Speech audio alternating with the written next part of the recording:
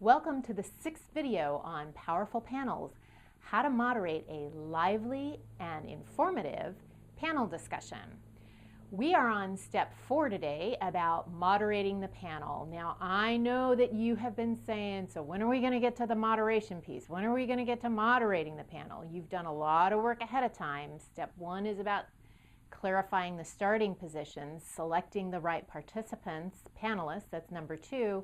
Number 3 is about planning and preparation, which is worth a pound of cure, I gotta tell you, because if you've done all of that, when you get to moderating the panel, it seems to go so much more smoothly because the panelists have a real solid idea about what they're supposed to be talking about. So when you get to the actual day, just before, I suggest that you arrive early as you can at the venue. Check in, check out the room, check in with the meeting planner, the meeting chair, check out with the AV people, walk through the room, meet up with your actual participants. Maybe you might have had a conference call ahead of time. You certainly have talked to each of the panelists individually, but this is probably the first time that they've actually gotten together face to face. So this is a great time, about an hour ahead of time, for you just to meet up and remind people of the process that you're going to use and any ground rules that you have in place. So that then just kind of seals the deal that everybody kind of knows what's going on so that the panel discussion can flow smoothly. Your role as a moderator typically is to open the session. Open it with something smart, witty, an anecdote, a story. Keep it very, very short. They're not here to listen to you being bombastic and tell them everything. Just something interesting, a hook, something that they go, ooh, wow, this is going to be different. Tee up the topic, tee up who you are, what your role is. Tee up the agenda, the process that you're going to use, any housekeeping that you might have in place. Maybe there's a handout, or if there's any recording that's going on, video recording. Sometimes one part of the room won't be recorded and the other part will be. Maybe some people don't want to be recorded. So any of those kind of housekeeping things. A nice reminder is to ask people to put their phones on stun. I don't recommend, well, that would be stun, yeah. I don't recommend that you ask people to turn off their phones, simply because a lot of people now take notes on their phone, or they might be Twittering, or they might want to take a photo and then post it later. So you don't really want to tell them to turn off their phones, but just remind them to put it on silent.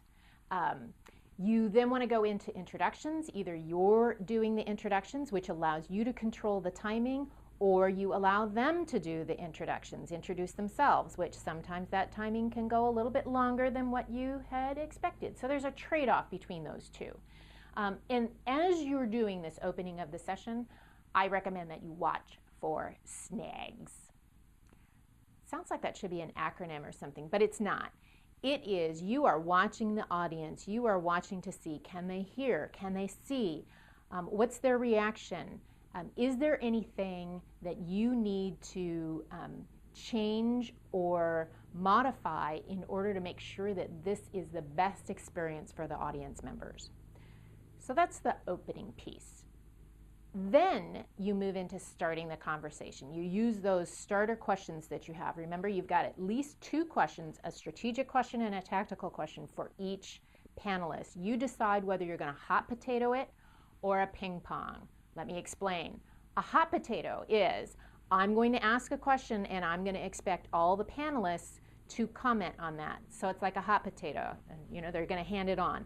Unfortunately, by the time you get to the last panelist, that might be a little bit more uncomfortable of a position, because one of the ground rules that I hope you put in place is be additive and not repetitive. Nobody needs to see the dashboard dog through a 60 to 90 minute panel presentation.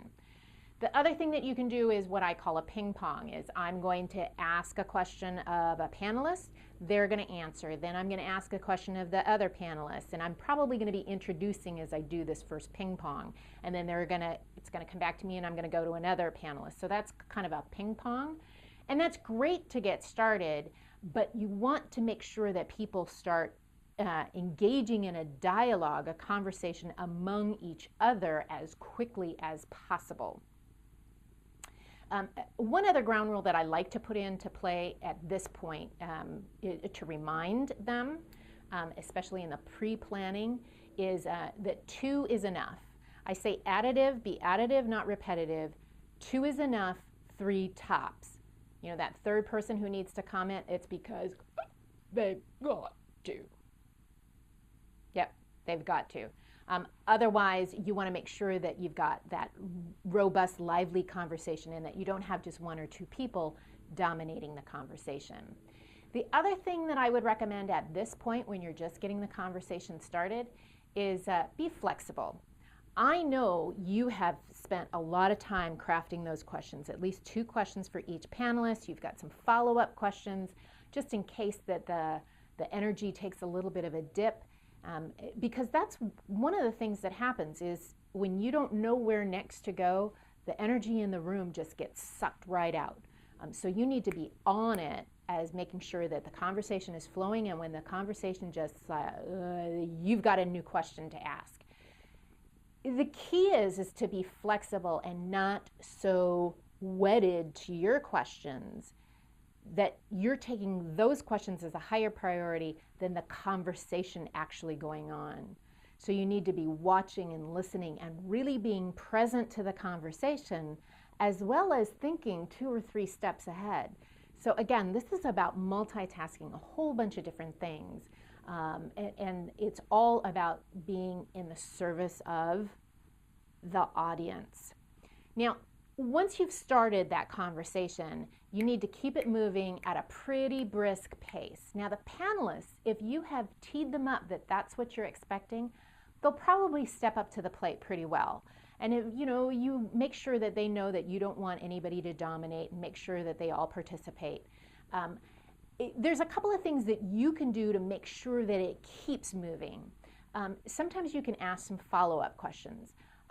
For example, if somebody has talked about X, Y, and Z, you might say, well, tell us more about X, Y, and Z. Probe a little bit deeper. Take the next step. Well, if X, Y, and Z, would A work in that situation? So you can ask some querying questions. You can make some bridges between what one panelist said and another panelist and see if there's some connections. And then you can also be that instigator. Stir the pot. Ask the controversial question, or even test the unsaid. I've seen this happen a couple of times in panels where nobody's really talking about the elephant in the room. So as a moderator, you are in the perfect place to say, well, how come we're not talking about that elephant? Let's talk about that elephant. That is your job as a moderator. Be the instigator. Keep it moving at a very brisk pace. Now, sometimes you run into situations where panelists are not behaving appropriately. I know, wouldn't happen to you, but it's certainly happened to me several times. And there's several instances where you might find somebody who's talking too much, or maybe there's a little side conversation going on the side, or maybe they're blathering and not getting to the point, or I could keep rolling. The key is if that comment or that behavior is not in service to the audience, and the audience is not getting their needs met through the panel format, you must intervene. You must intervene firmly and respectfully. You don't want to make them look bad or feel bad about the whole thing, but you must intervene. And there are various levels that you can intervene. A very low-level intervention is using some eye movement, eyes or gestures or actual movement, especially if you're standing as a panel moderator. You have a lot more latitude in some lower-level interventions. But you might need to take it up a notch, where you actually redirect the question, or you redirect the issue, you reframe the issue, you restate the question. You can also remind the panelists of the ground rule or the process or procedure. And then sometimes you just have to escalate it up and just say, no, that's not acceptable. And that's a confrontational strategy. Generally, for the most part, you're going to use some of those lower level interventions. But the key is that use your gut, be in service to the audience, and intervene respectfully and firmly. You are the moderator. The next piece that usually comes into play is the audience Q&A, the question and answer period. At this point, when you move into it, and you might want to, during the moderator curated part, give the audience, in like your last 1 or 2 questions, that you're going to be moving into the audience Q&A in the next minute or so, just so that you're kind of giving them a cue beforehand, and they'll start thinking about their questions. But the key is in this piece is to describe the process. Of course, you've described how you're going to get questions at your beginning comments, but reaffirm your Q&A process here. And the process that I find to work admirably well is that you ask people to stand. Now, if they're going to microphones, they're already standing, I would hope. So ask people to stand, state their name and their position and company, if that's appropriate. And then which panelist or group of panelists they want to address the question to, and then start off with 1 sentence as the question. And then, if they want any contextual information, 1 or 2 sentences to understand the context, so the panelists understand the context. And I am so rigid about following this process. Like if somebody gets up and starts going, well, I'm not exactly sure where I'm going with this. You're going to get into blah, blah land. And, you kind of look at the panelists and go, and so where's the question? So rather than letting them ramble and let the audience kind of tune out, is if the first sentence is not a question, you say, and the question is, or is there a question there? Start off with the question and then the context. So it keeps it brisk and keeps it moving. Make sure that you get questions from all parts of the room. Don't focus on one side or the other. Generally, we tend to favor one side of the room over the other.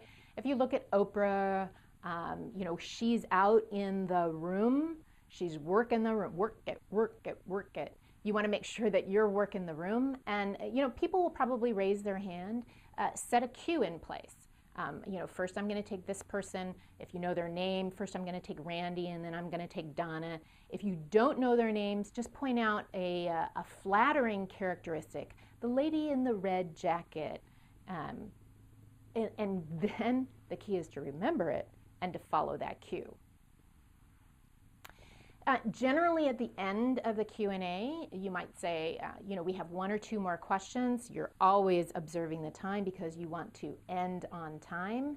There is a conclusion piece that you need to save 5, maybe 10 minutes for, depending on how long your panel is for you to summarize or for your panelists to summarize. Please do not say, so what's your biggest takeaway as the panelist? No. Ask them some challenging question, like what are we going to be talking about in this topic in 5 years? What's a future trend? Ask them something interesting as a final question. You could actually have the audience summarize what they heard. Go into the audience and say, so what are your key takeaways? You could summarize as well. So there's all kinds of ways for you to put the little bow on the package. This is the time, after you've done that summary, that if you are going to allow panelists to do any kind of promotional, here's my book, here's a new product, come visit me in the exhibit space, now is the time. This is also the time for you to thank everyone. Thank the meeting chair, thank the meeting planner, thank the AV people. Yay. Thank anyone who has helped make this successful, and thank the panelists. Thank them specifically by name and one thing that you appreciated about them. And if you have gifts, give them the gifts. Invite the participants to extend the conversation either at the front of the room, or if there's another session going on immediately after, extend the conversation outside or in an area that you think would be appropriate. You can also invite them to extend the conversation into social media space, either on company blog, the association blog, whoever's blog, the social media space. Some people set up groups for you to extend the conversation. Any final announcements about, go to the closing session over in the general ballroom, or looking forward to seeing you at the next event, those kind of final announcements. Oh, don't forget to fill out your evaluation forms. You get the idea. And then you lead the applause and you say, and thank you for participating. Thanks, panelists. Thanks, audience members. Thanks for coming. Have a good day. And that's the moderation of the panel. Isn't that exciting? It goes so fast. And there's so much stuff you have to do. There's stuff you do right before you open up the session, you start the conversation, you keep it moving, you intervene when it's not moving, you facilitate the Q&A, you conclude the session, and before you know it, you are done. And before you know it, we are done with this 6th video. Isn't that amazing? We've got one more to go because you are not done yet. We still have the follow-up. Even though you're done with the panel, there's still some work that you need to do. So see you on the other side, video 7, step 5 in our process, which is about following up after the panel discussion. Thanks for watching.